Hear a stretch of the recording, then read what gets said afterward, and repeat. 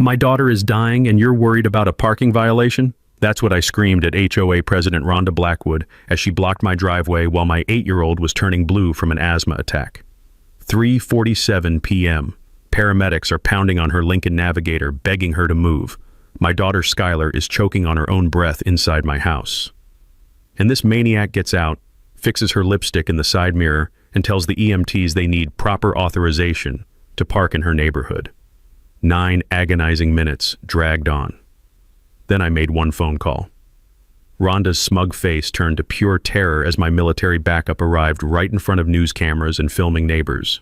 She thought rules mattered more than a child's life. She was dead wrong and about to learn why you never corner a desperate father with the right connections. What would you do if an entitled Karen blocked your child's ambulance? Drop your revenge fantasy below and tell me where you're watching from. My name's Dalton Reeves, and 6 months ago, I thought Willowbrook Estates outside Phoenix would be perfect for me and my 8-year-old daughter, Skylar. Fresh divorce, fresh start, corner lot with a workshop where I could run my emergency consulting business. See, I spent 12 years in Army logistics, getting the right gear to the right place when lives hung in the balance. Now I help small towns set up disaster protocols. My workshop smells like diesel fuel and metal polish from grinding aluminum rescue brackets, taste of bitter coffee always on my lips during late equipment checks. Classic rock cranked up, sparks flying. Heaven for a guy who fixes things for a living. Skylar has severe asthma, so when she stays with me every other week, this place becomes Fort Knox of emergency prep. Inhalers in every room, oxygen concentrator humming in the corner, direct line to paramedic dispatch through my ham radio setup. You learn fast when your kid can go from giggling to gasping in minutes. Enter Rhonda Blackwood, HOA president and professional pain in everyone's ass. Picture this, white Lincoln Navigator with Blessed One vanity plates pulling into my driveway. Out steps a woman whose salon-perfect highlights cost more than my mortgage payment, clutching a leather portfolio like she's serving legal papers. The overwhelming reek of expensive floral perfume hits you from 10 feet away. The kind that makes your eyes water and screams, "I have opinions about your lawn." She's married to the country club president, lives in the McMansion on Prestige Drive, and apparently considers my blue-collar workshop a blight on civilization. "Mr. Reeves," she announces, designer heels crunching on my gravel driveway, "we have a commercial activity violation." Commercial activity? I teach emergency response to volunteer firefighters once a week. My work truck sleeps in my own driveway because emergencies don't keep business hours. But Princess Rhonda informs me that home businesses must be minimally impactful to neighborhood aesthetics. She slaps me with a $150 fine, money I can't afford on single dad income, waves some covenant about commercial vehicles, and suggests I'd be more comfortable in a different type of neighborhood. Translation: poor people belong elsewhere. I paid the fine. Custody battles get ugly when neighbors complain about your parenting environment. Told Skylar my standard bully advice. Some people like rules more than people, kiddo. Worst decision ever.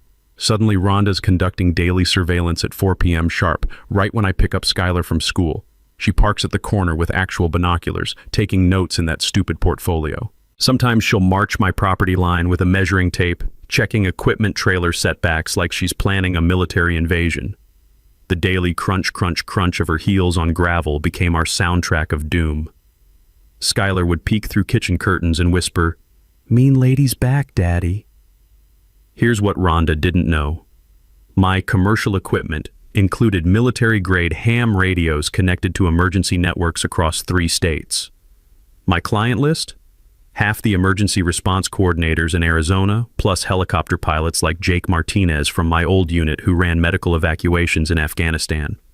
When you've coordinated life-or-death airlifts under enemy fire, civilian disaster prep is basically a weekend hobby. The neighbors, Elena Vasquez, retired teacher with arthritis who walks her ancient chihuahua every morning, Marcus Thompson, electrician who works nights and just wants peace, would offer sympathetic nods when Rhonda wasn't looking, but nobody wanted to poke the bear.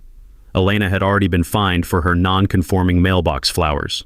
Marcus got cited for parking his work van overnight. But I stayed quiet and documented everything. Army taught me, prepare for the worst, hope for the best, always have an exit strategy. Never imagined that exit strategy would involve airlifting my kid out of suburbia. What none of us realized was that Rhonda was just getting warmed up. Because when you give a small person a tiny bit of power, They don't stop at petty harassment. They escalate until someone gets hurt. The first real escalation came on a Saturday morning when I was doing routine maintenance on my emergency generator. 9:30 a.m., well, within legal noise hours that start at 8, I'm out there with an angle grinder, cleaning corrosion off backup battery terminals, the kind of unglamorous prep work that keeps equipment running when the power goes out. Skylar's inside making pancakes, humming along to some Disney soundtrack. The smell of batter mixing with the metallic tang of battery acid. Weekend mornings don't get much better when you're a single dad. Then I hear the Lincoln Navigator pulling up like she's arriving at a crime scene. Rhonda storms out wearing a pink velour tracksuit that probably costs more than my monthly utilities, clutching her leather portfolio and a cell phone. She doesn't even wait for me to shut off the grinder. "This is completely unacceptable," she shouts over the noise. "I've received multiple noise complaints about your excessive commercial activity." I kill the grinder and pull off my safety glasses. "It's 9:30 a.m. on Saturday, Rhonda. City ordinance allows—" "I don't care about city ordinance. This is a residential neighborhood, not an industrial zone." She waves a piece of paper in my face. "Signed complaint from Garrett Mills about your disruptive activities." Garrett Mills, my next-door neighbor who's been nothing but friendly since I moved in. The guy who borrowed my jumper cables 2 weeks ago and brought over beer to say thanks. I glance at the signature. Something feels off. Too neat. Too careful. Back in Afghanistan, forged supply requisitions could get people killed, so you learn to spot inconsistencies fast. "When did Garrett give you this?" "Yesterday evening. He's tired of the constant noise disrupting his family's peace." Rhonda's wearing that shark smile people get when they think they've cornered you. "I'll pay the fine, but I want to verify this complaint with Garrett directly." "That's not necessary. The matter is settled." She slaps a $300 citation on my workbench, double the first fine, plus administrative fees for repeat violations. After she leaves, trailing that cloying perfume like a toxic cloud, I walk next door. Garrett's washing his car in the driveway, classic rock playing from his garage speakers. "Hey man, thanks for the complaint about my generator work," I say, keeping it light. Garrett stops mid-wipe and stares at me like I just spoke Martian. "What complaint?" "Rhonda said you filed a noise violation yesterday about my workshop activities." "Dude, I was in Vegas yesterday, flew back this morning."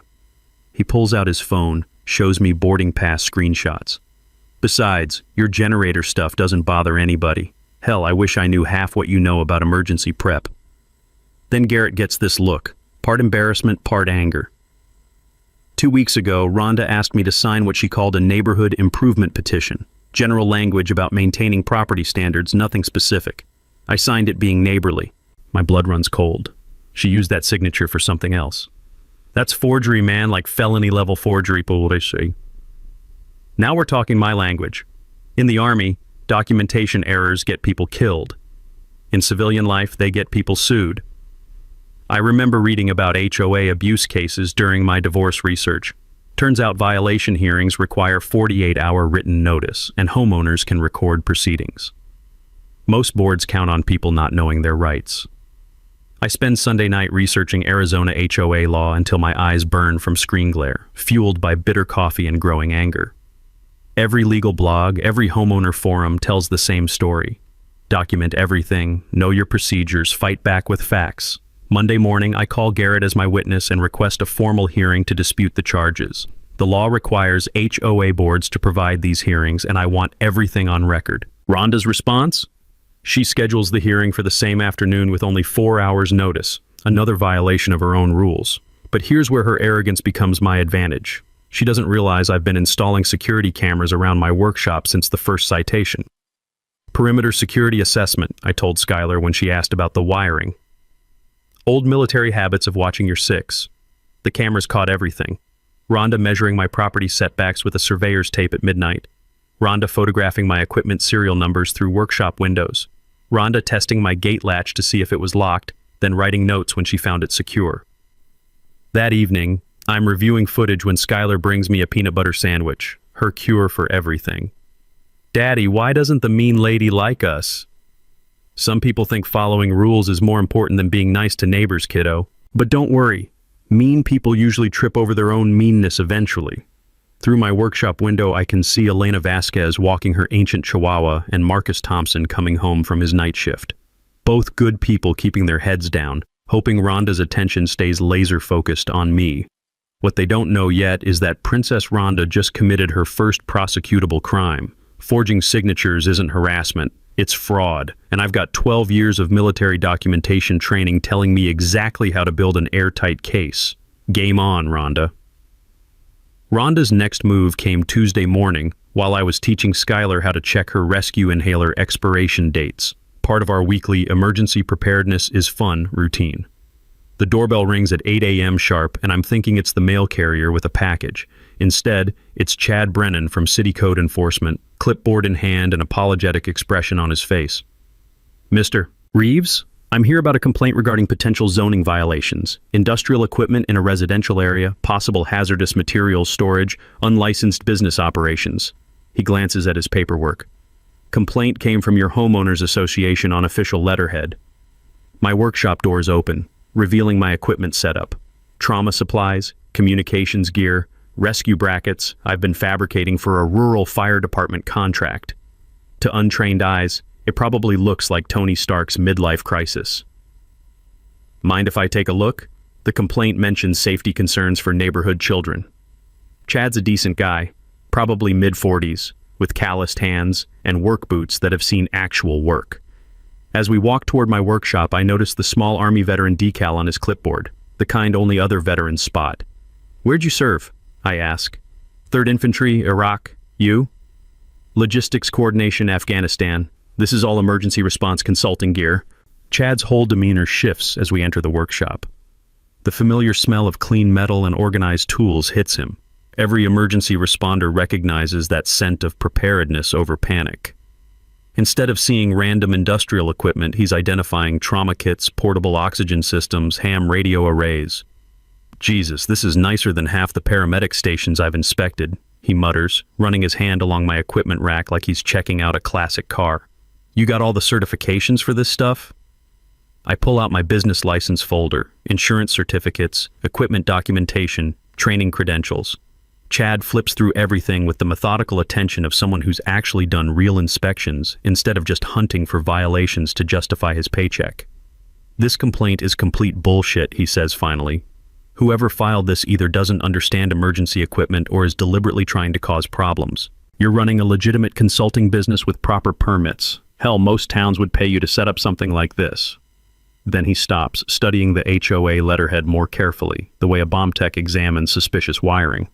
Wait, this signature block shows 5 board members signed off on this complaint, but there's only one actual signature. Rest are photocopied. He looks up at me with the expression of someone who's caught people lying before.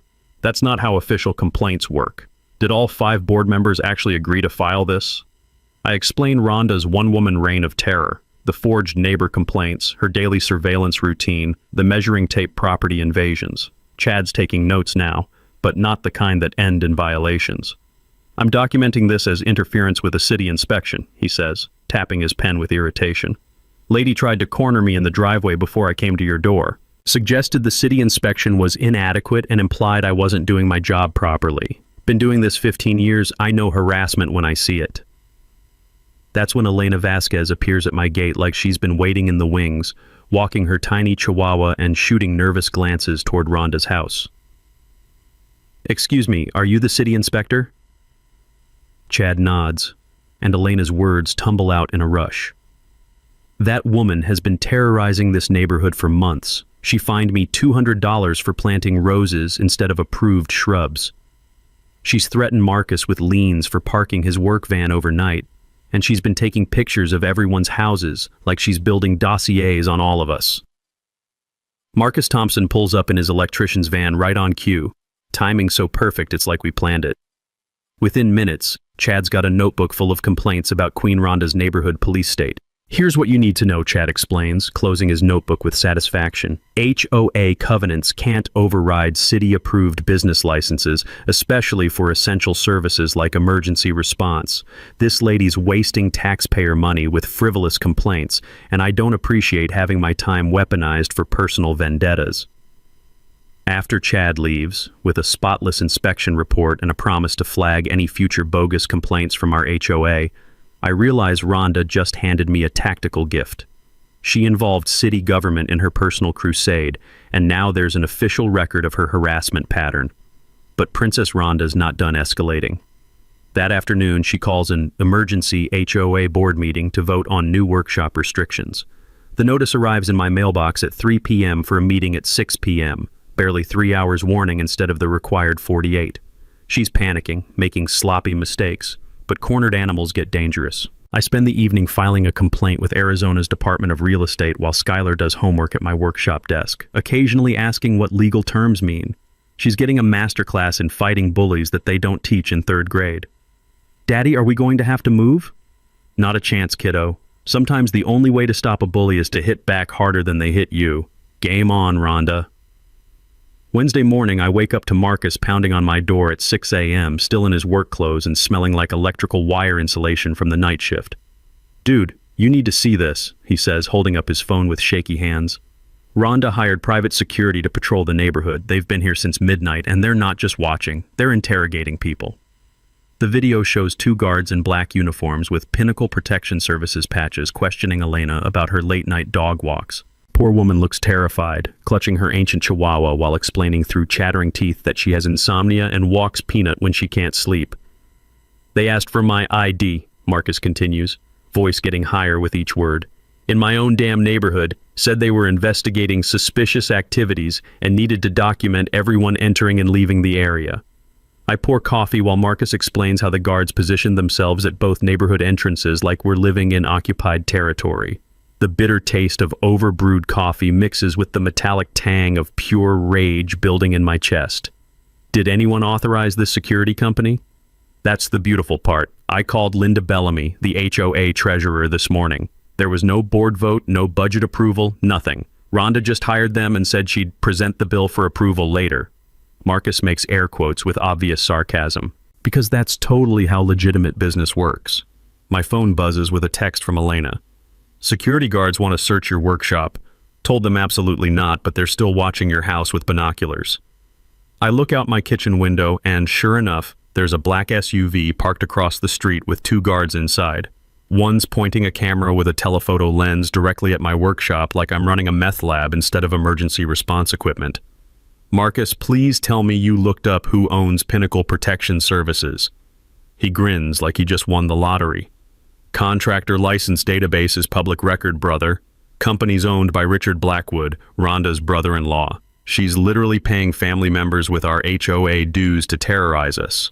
Now we're talking about something way bigger than petty violations. This is embezzlement with a side of nepotism, seasoned with abuse of authority and garnished with a complete lack of shame. I spend the morning researching Arizona HOA fiduciary duty laws while the security guards document my every coffee refill through their telescopic surveillance. Board members have legal obligations not to use community funds for personal benefit, and paying relatives for unauthorized services violates about 6 different laws I can think of off the top of my head.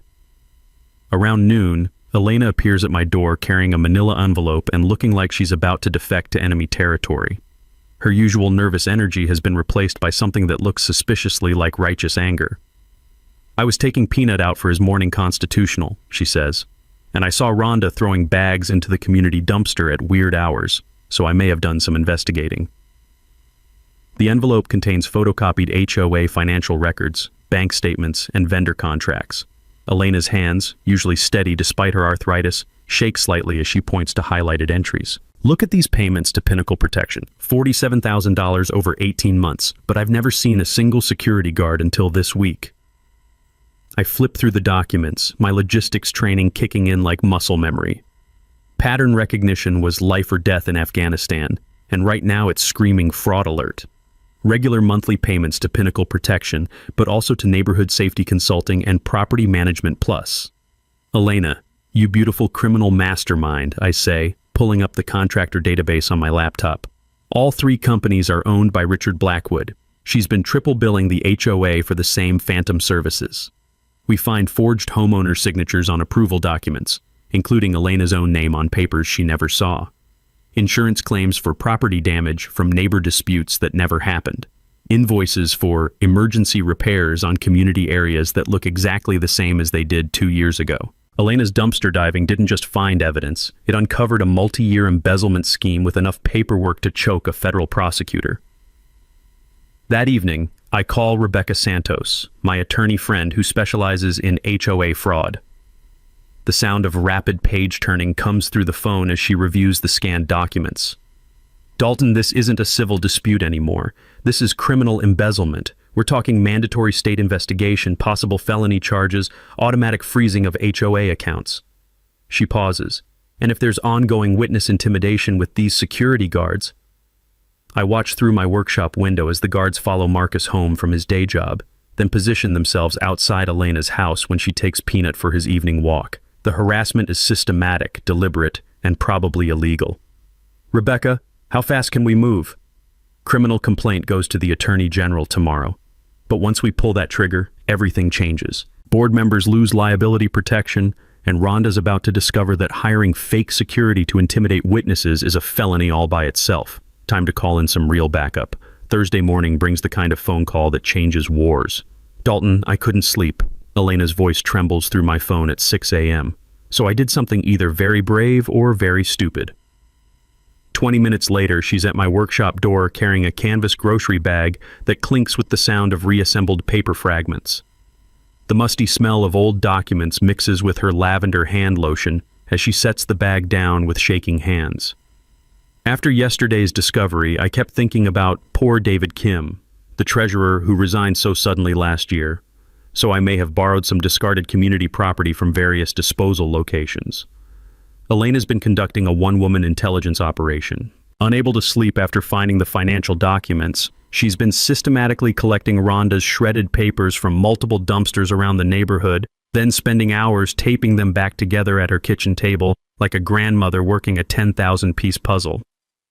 My late husband was an accountant, she explains, pulling out meticulously reconstructed documents. I know what financial fraud looks like. The first reassembled document hits like a brick through a window.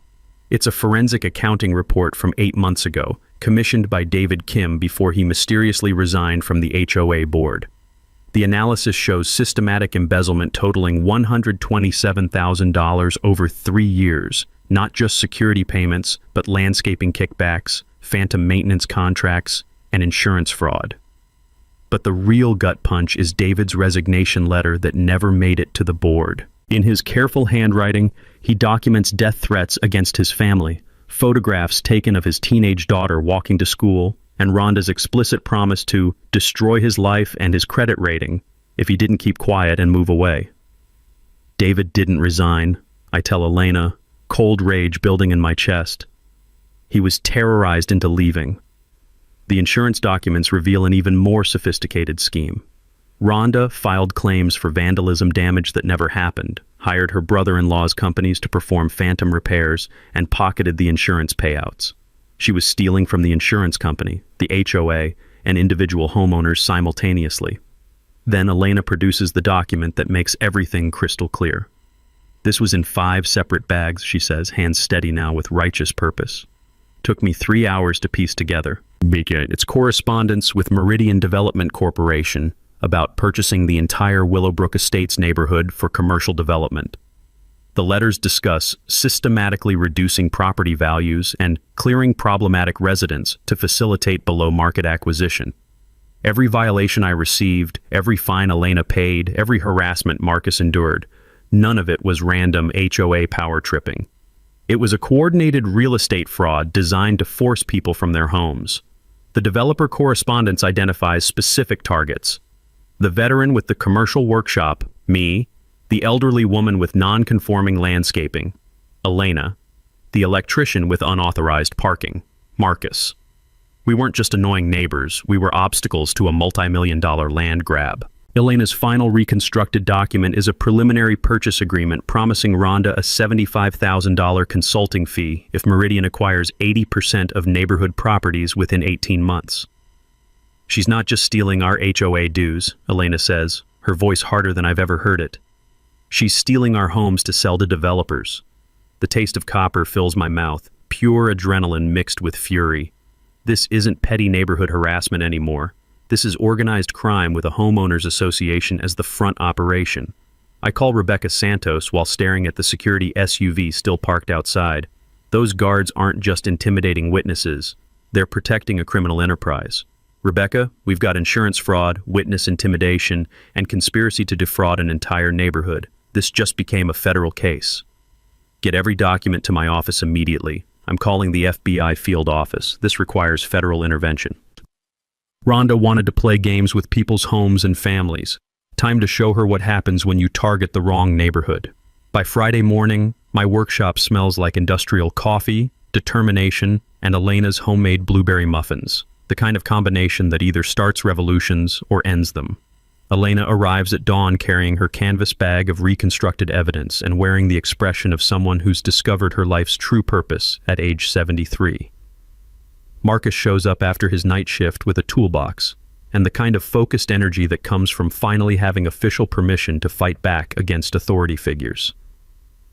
"All right, people," I announce, spreading the taped-together documents across my workbench like we're planning D-Day. Rebecca's filing federal charges Monday morning. We've got 72 hours to document everything and prepare for Rhonda's inevitable meltdown.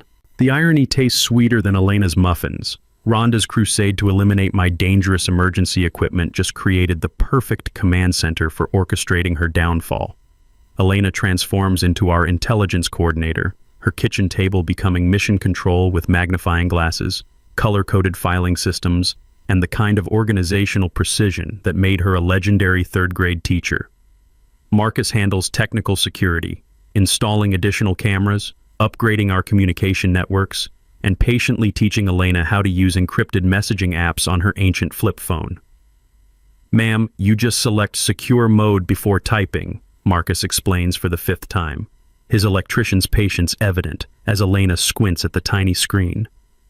"In my day, secure communication meant passing notes under desks," Elena mutters, but she's grinning like she's discovered espionage superpowers. Rebecca Santos arrives Friday afternoon with the kind of news that makes conspiracy theorists vindicated. She's contacted the FBI's Financial Crimes Unit, and apparently our little neighborhood drama has triggered federal interest faster than she expected. HOA fraud is epidemic in Arizona, Rebecca explains, reviewing Elena's document reconstruction work with obvious professional admiration. The FBI has a specialized task force, and your evidence package just became their poster child for organized racketeering.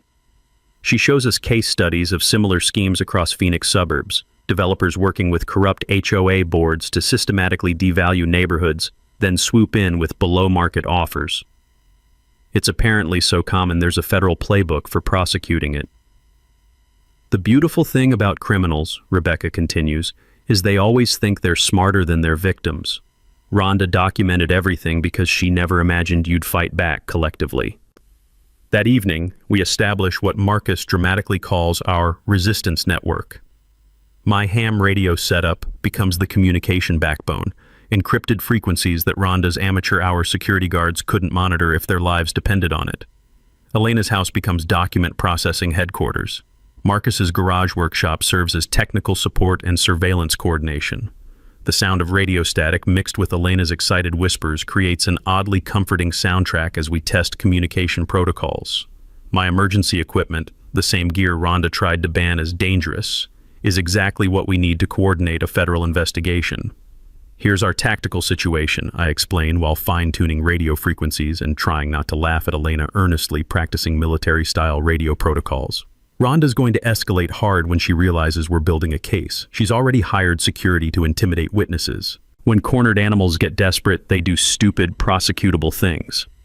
Marcus connects backup battery systems with professional efficiency. "So what's our defensive strategy, General?" I spread a neighborhood map across the workbench, marking sightlines and approach routes like we're planning perimeter defense. Elena monitors from her front window, perfect view of both security checkpoints. Marcus covers rear approaches from his garage. I coordinate from here and maintain contact with federal agents. Elena raises her hand like she's still in classroom mode. What if Princess Rhonda tries something really dangerous, like actual sabotage? I tap my emergency contact list, which includes Jake Martinez's medical helicopter service and about 12 other military veterans who owe me favors from Afghanistan. Military logistics means having backup plans for your backup plans. If ground response isn't fast enough, we go airborne. And the taste of anticipation mixes with strong coffee as Rebecca outlines our legal strategy. Federal criminal charges filed simultaneously with civil class action suits and emergency protective orders. She calls it overwhelming legal force, basically hitting Rhonda with so many charges from so many directions that her expensive lawyers won't know which fire to fight first. The timing has to be perfect, Rebecca emphasizes, her lawyer instincts evident in every calculated word. We file everything Monday morning before she knows what hit her. Once federal charges are filed, everything else becomes automatic. Sunday evening feels like Christmas Eve if Christmas involved federal investigations and potential felony arrests. Elena's cataloged every financial irregularity with schoolteacher precision. Marcus has our technical infrastructure bulletproof. I've established emergency protocols for scenarios ranging from power outages to armed confrontation. The security guards are still parked outside, telephoto lenses pointed at my workshop, completely unaware they're surveilling the coordination center for their employer's federal investigation. Tomorrow morning, I tell Elena and Marcus as we review final preparations, those cameras are going to document federal agents arresting the person who hired them. Elena claps her hands together with pure delight. I haven't been this excited since I caught Tommy Henderson cheating on his spelling test in 1987. Game over, Rhonda. Sunday night, 2:17 a.m. My security cameras catch Rhonda creeping around my electrical meter with wire cutters, wearing all black like she's conducting a special ops mission instead of committing felony vandalism. The infrared footage is crystal clear. Princess HOA trying to cut power to my workshop the night before our federal filing. She's probably thinking that disabling my commercial equipment will somehow derail the investigation she doesn't know is coming. Too bad she never learned about backup generators. The moment my main power cuts, my emergency systems kick in with a satisfying hum. Workshop stays fully operational, cameras keep recording, and my ham radio setup maintains contact with Elena and Marcus. Military-grade redundancy beats suburban sabotage every single time. By 3 a.m., she's realized her plan failed spectacularly. The cameras catch her standing in my driveway, staring at my still-lit workshop windows with the expression of someone who just discovered physics doesn't care about HOA authority. I call the power company's emergency line to report tampering, and they dispatch a technician immediately. Turns out utility meter vandalism triggers automatic criminal reporting. The repair tech, a gruff guy named Bill with 40 years of experience, takes one look at the clean wire cuts and shakes his head. This is textbook sabotage, Bill tells me, documenting everything with his phone camera. Whoever did this knew exactly which wires to cut. We'll have police here within the hour. The beautiful irony tastes better than morning coffee. Rhonda's attempt to eliminate my emergency preparedness just created another felony charge with photographic evidence and utility company documentation. Elena's voice crackles through the radio at dawn. Dalton, you need to see what's happening at the community center. I grab binoculars and check Elena's location. Rhonda's setting up tables and chairs like she's hosting a neighborhood intervention, complete with professional-looking banners reading Community Safety Forum and Protecting Our Neighborhood Values. See, Marcus reports from his garage. She's got the security guards directing traffic, telling people this is a mandatory emergency meeting about dangerous activities threatening community welfare. The smell of desperation hangs in the morning air thicker than Marcus's cigarette smoke. Rhonda's trying to rally neighborhood support before we file federal charges, probably planning to paint us as the real threat to community safety. Around 10 a.m., she makes her final fatal mistake. Elena calls with barely contained excitement. She just offered me money, actual cash money. Rhonda approached Elena during her morning dog walk, pulling out an envelope thick with bills. The conversation, which Elena recorded on her phone with the dedication of someone who's discovered her calling as an amateur spy, is pure criminal stupidity. Mrs. Vasquez, I think we've had some misunderstandings about community policies. Rhonda's voice comes through clearly. Perhaps we could resolve these issues privately. I'm prepared to offer compensation for any inconvenience you've experienced. Elena, channeling her inner drama teacher, plays confused elderly woman perfectly. I'm not sure I understand, dear. $5,000, Rhonda says explicitly. Cash. For your cooperation in helping the community move past recent disruptions. Attempted bribery of a federal witness, recorded on Elena's phone with timestamp and GPS coordinates. Rhonda just gift-wrapped another felony charge. But she's not done escalating. That afternoon, Marcus reports something that makes my blood run cold. Dude, she's got a private investigator taking pictures of Skylar's school. The PI, a sleazy-looking guy with a telephoto lens, has been photographing the pickup area at Skylar's elementary school, documenting which parent picks up which kid. Marcus followed him from the neighborhood and watched him take specific photos when Skylar came outside. Now Rhonda's crossed from financial crime into threatening my daughter. I call Rebecca immediately. She's escalated to child surveillance. We need emergency protective orders now. I'm filing for expedited federal intervention, Rebecca responds. Photographing children as part of witness intimidation triggers mandatory FBI response. That evening, Skylar notices I'm more tense than usual as we go through her bedtime routine, checking her inhalers, reviewing emergency protocols, making sure all communication devices are charged. Daddy, is the mean lady going to hurt us?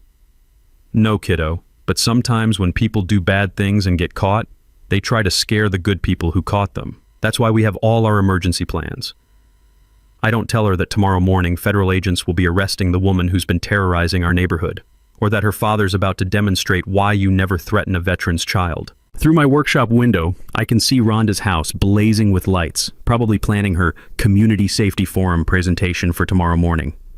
She has no idea that by tomorrow afternoon she'll be in federal custody. The trap is set. Now we spring it. Monday morning arrives with the kind of crisp desert air that makes everything feel possible, including justice. Elena calls at 6 a.m., voice trembling with barely contained excitement. Dalton, she's lost her mind. Completely, absolutely lost it.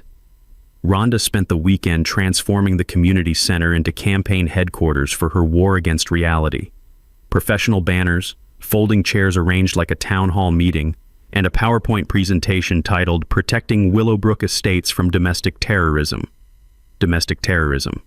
Because apparently maintaining emergency equipment and filing criminal complaints makes me Osama bin Laden with better tools. The smell of fresh printed flyers fills the morning air as Rhonda's security guards distribute evidence packets to every mailbox. Marcus intercepts one and radios the contents. Dude, she's calling you a radicalized veteran with military-grade weapons and claiming your workshop is a terrorist training facility. Elena's outrage crackles through the radio. She's telling people I'm your elderly accomplice helping you coordinate anti-government activities. Apparently my dumpster diving makes me a dangerous subversive. The beautiful thing about paranoid people is they always project their own criminality onto others. Rhonda's evidence of my dangerous activities includes photos of completely legal emergency equipment, documentation of my legitimate business licenses, and recordings of ham radio communications that any Boy Scout could recognize as standard emergency preparedness. At 9 a.m., Rebecca texts the magic words, "Federal charges filed, FBI en route." The timing is poetry in motion. Rhonda's scheduled her emergency community meeting for 4 p.m., right when parents pick up kids from school, right when the maximum number of neighbors will witness her final performance. She has no idea that by 4 p.m., she'll be in handcuffs.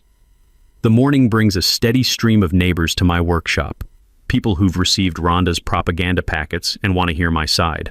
Elena's positioned herself as informal neighborhood coordinator, fielding questions and documenting everything with the efficiency of someone who's finally found her true calling. "Mrs. Blackwood says you're planning to hurt people," says Janet Morrison, a nervous mother of two. "But your equipment looks like what paramedics use." I walk Janet through my trauma supplies, communications gear, and emergency protocols. By the end of the tour, she's asking for training sessions for her family. Marcus reports similar conversations happening across the neighborhood. People aren't buying her terrorist bullshit. Half the neighborhood wants to learn emergency preparedness now. At noon, Rhonda escalates to pure desperation. She files police reports claiming I've been threatening community members with military weapons and conducting surveillance of neighborhood children. The responding officers, including Detective Ray Santos, who investigated my utility meter vandalism, take one look at my setup and recognize legal emergency equipment. "Ma'am, Mr. Reeves has proper licenses for all this equipment," Detective Santos explains to Rhonda while she gesticulates wildly in my driveway. Filing false police reports is a criminal offense. But Rhonda's beyond caring about consequences. She's operating on pure panic now, throwing accusations like a drowning person throws punches. He's got military communications. He's coordinating with other veterans. This is obviously a militia compound. Detective Santos, himself a Marine veteran, examines my ham radio setup with professional interest. These are standard emergency response communications, ma'am. Half the volunteer fire departments in Arizona use identical equipment. The taste of victory mixes with afternoon coffee as I watch Rhonda's credibility evaporate in real time. Even her security guards look embarrassed by her increasingly unhinged accusations. At 3:30 p.m., black SUVs start arriving. Not Rhonda's amateur security guards, federal agents with serious faces and serious intentions. Agent Walsh steps out of the lead vehicle wearing a bulletproof vest and the expression of someone who's done this many times before. Elena's voice buzzes through my radio with pure delight. Dalton, there are FBI agents walking toward Rhonda's house. The afternoon sun casts long shadows as Agent Walsh approaches Rhonda's front door. Neighbors emerge from houses like they're watching the season finale of their favorite crime drama. Rhonda's community safety meeting is about to become the most educational neighborhood event in Willowbrook Estates history.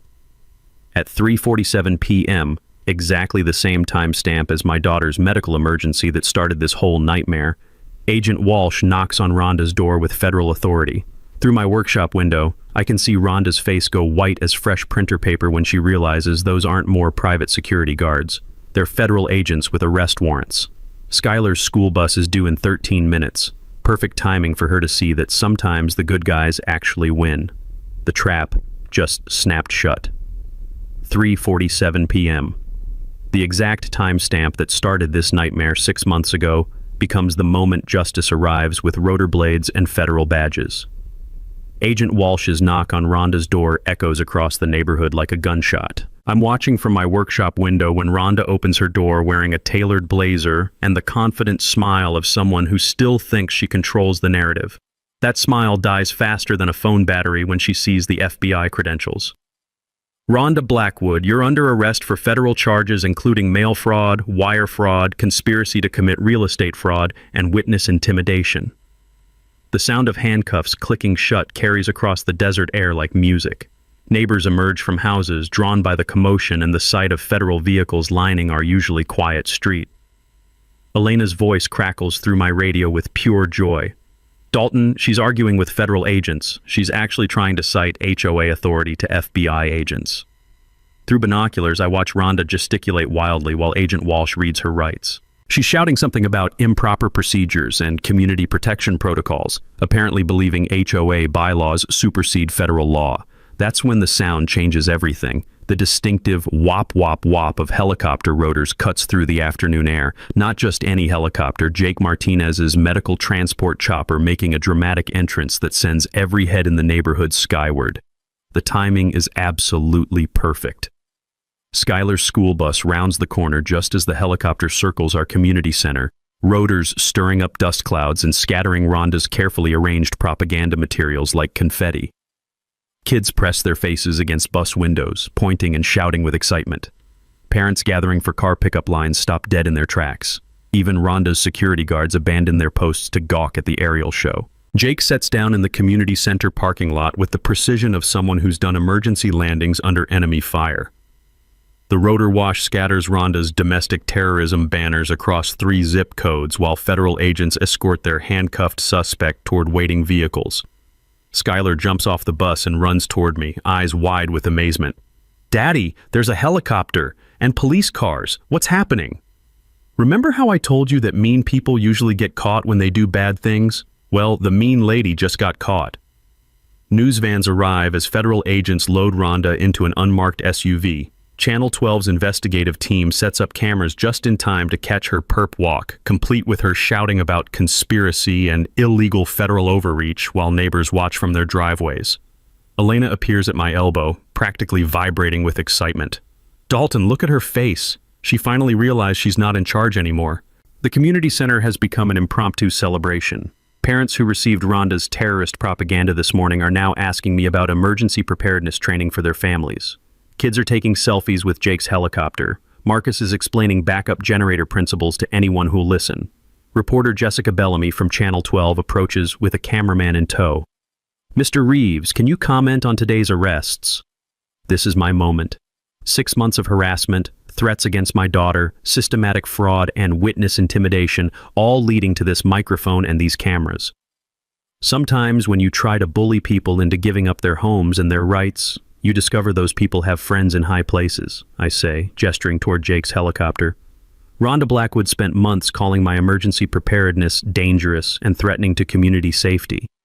Today, that same equipment helped coordinate a federal investigation that protected our entire neighborhood from organized crime. The reporter follows up. What would you say to other HOA boards considering similar tactics? Simple. Don't mess with people who know how to document everything, coordinate with federal authorities, and call in air support when necessary. Mic drop moment delivered. Agent Walsh approaches as news crews pack up. Mr. Reeves, we'll need your cooperation for the ongoing investigation, but I wanted you to know this case is going to be a textbook example for training new agents. Your evidence documentation was federal prosecution quality.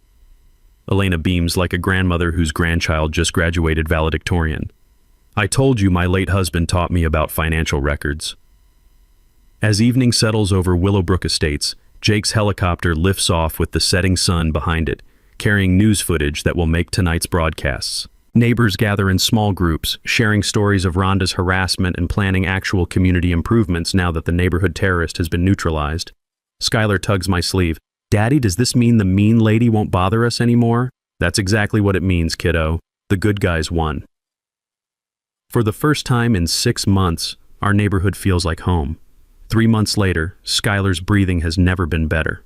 Turns out chronic stress was triggering half her asthma episodes, and removing a psychotic HOA president from our lives worked better than any inhaler. Rhonda pled guilty to 14 federal charges including embezzlement, insurance fraud, witness intimidation, and conspiracy to commit real estate fraud. 18 months in federal prison, plus restitution of $127,000 to the HOA and $43,000 to individual homeowners she targeted. The judge called it one of the most systematic abuse cases he'd seen in 20 years of HOA prosecutions. The insurance company paid out an additional $89,000 in damages for fraudulent claims, and Meridian Development Corporation is facing their own federal investigation for conspiring with corrupt HOA boards across Phoenix. Turns out our little neighborhood drama was part of a multi-million-dollar scheme targeting dozens of communities. Elena Vasquez is our new HOA president, elected unanimously after her FBI evidence-gathering heroics made her a neighborhood legend. Her first official act was eliminating all of Rhonda's harassment policies and formally designating my workshop as a community emergency resource center. I've decided that documenting crime is my retirement hobby, Elena announces during our first legitimate HOA meeting. Anyone tries to pull Rhonda's garbage again, I'm ready. Marcus Thompson is our new treasurer, and his electrician's precision has our HOA finances more organized than most corporations. The recovered embezzlement funds are paying for actual community improvements, new playground equipment, upgraded street lighting, and an emergency preparedness program that other neighborhoods are copying. My consulting business has tripled, between media coverage of the helicopter HOA takedown and referrals from federal investigators. I'm booked solid helping other communities fight corruption. Rebecca Santos and I are developing a legal template for homeowners facing similar fraud schemes. The emergency preparedness festivals we host quarterly have become legendary in Phoenix suburbs. Jake Martinez flies in for every event, teaching kids about helicopter safety while parents learn trauma response and emergency communications.